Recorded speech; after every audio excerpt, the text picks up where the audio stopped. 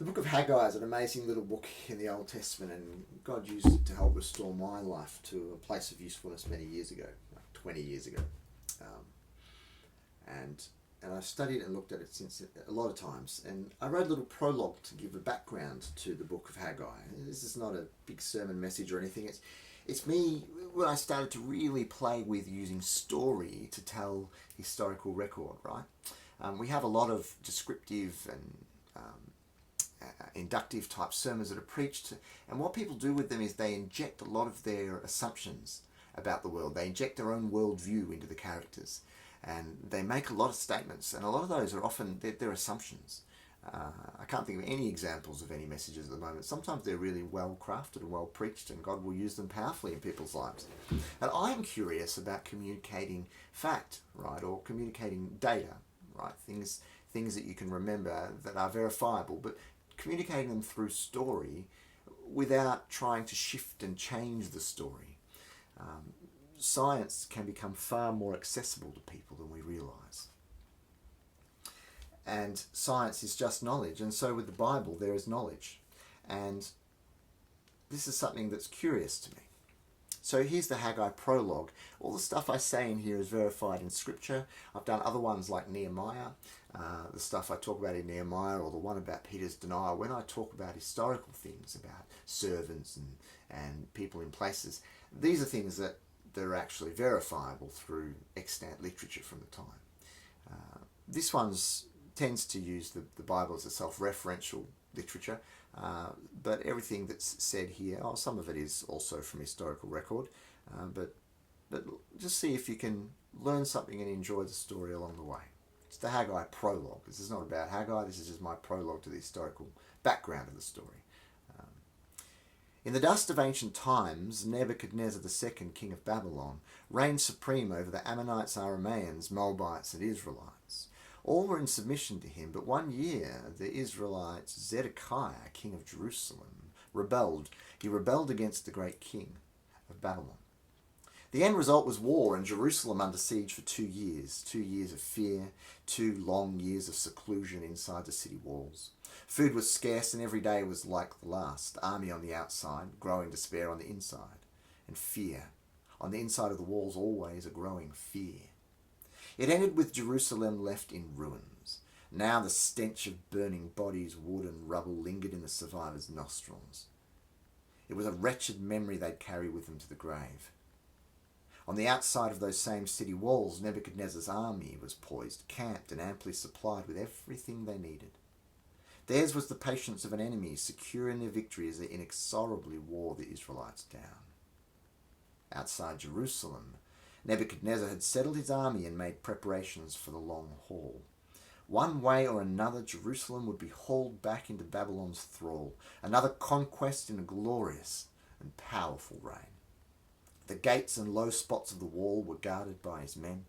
All the supplies they needed and all the freedoms their world could afford, soldiers were theirs to enjoy. Siege works ready, they began the slow process of building earthen ramps and wearing against the city walls, bit by bit. Gradually the city slipped into starvation. Like an eagle in the sky, they watched their prey. Like a lion ready to pounce, they eyed the city. Inside the city walls, things were different. People tried to go about their daily lives. They tried to forget the enemy inside, pretending that everything was fine. Occasionally they heard rumours of a military dispatch from Lachish or Azekah, but they were the only fortified cities of Judah that were at that time left standing. But were they only rumours? Who could tell? This city, their home, had become their prison. Freedom was a thing of the past. Hope, a terrible lie their parents had told them as children. There was one time when hope rose up and the Babylonians left the city. Word on the street was that Pharaoh's army had marched out of Egypt and was heading to Judah. Nebuchadnezzar took his army in response, but the Egyptians were weak. Or perhaps they had only ever intended to draw Nebuchadnezzar away without actually engaging in battle. Whatever the case, hope was short-lived and the Babylonians soon returned to Jerusalem. And this time, they stayed. The crazy prophet Jeremiah had said something about this. He always held that Nebuchadnezzar would return, that he'd come back and burn Jerusalem and take the city captive.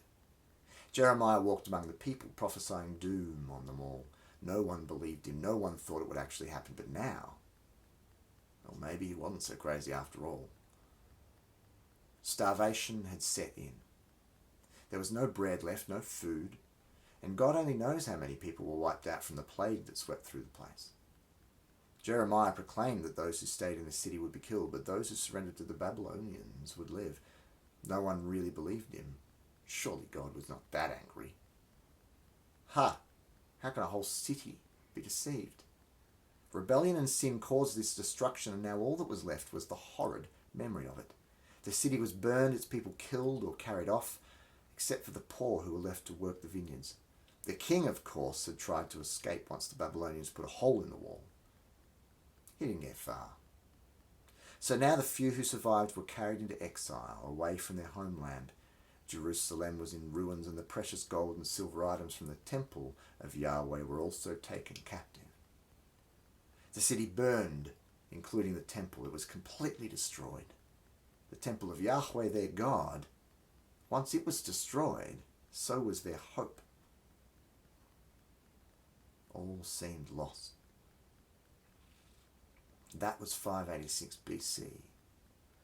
The first exiles had been taken from Jerusalem some 20 years earlier, which was in 605 BC. Things would never be the same again. Jeremiah, however, was not a prophet of doom. He was a prophet of Yahweh, the God of Israel, giver of life. Through Jeremiah, though forgotten in the pain of siege and exile, this God had made a promise. 70 years would come and go, and the people would be freed to return to their homeland. 70 years, and Jerusalem would be inhabited once again. Babylon, 538 BC. About 70 years after the first exile, an old Israelite man kneels. His clothing is sackcloth and his body covered in ashes. He has seen many dark winters and had his share of danger, but tonight he's in no danger. Rather, he kneels praying to his God, the God of Israel. This man, Daniel, read the word that Yahweh's God gave to Jeremiah the prophet all those years before. The words that Israel's exile would last only 70 years. 70 years, and then deliverance would come. So Daniel knelt and prayed in absolute trust to his God to keep his promise and send his people back to Jerusalem. The promise was fulfilled. That year, Cyrus, king of Persia, wrote a decree proclaiming that the Israelites could return to their city and rebuild the temple of their God. Hope had returned to the people once more. So the people returned to Jerusalem and started to rebuild the temple. Ezra tells this part of the story well. They rebuilt the altar and started to lay the foundations of the temple.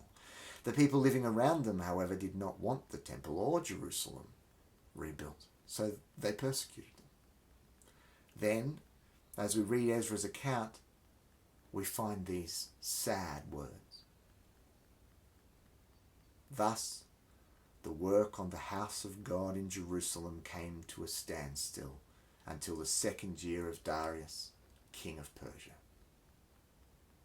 And so we find ourselves at the beginning of the story of Haggai.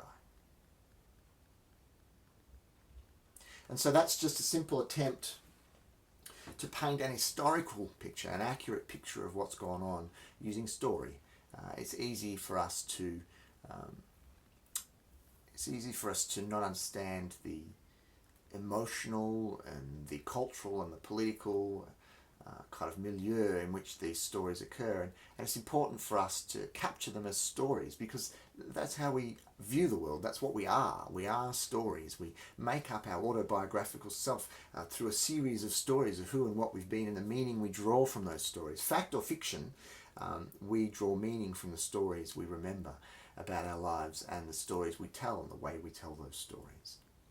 So I hope that you got something out of this. Maybe you can go and have a read of Haggai, and perhaps I'll put a little story up about Haggai on this channel one day, and we can explore that together in a story-like fashion.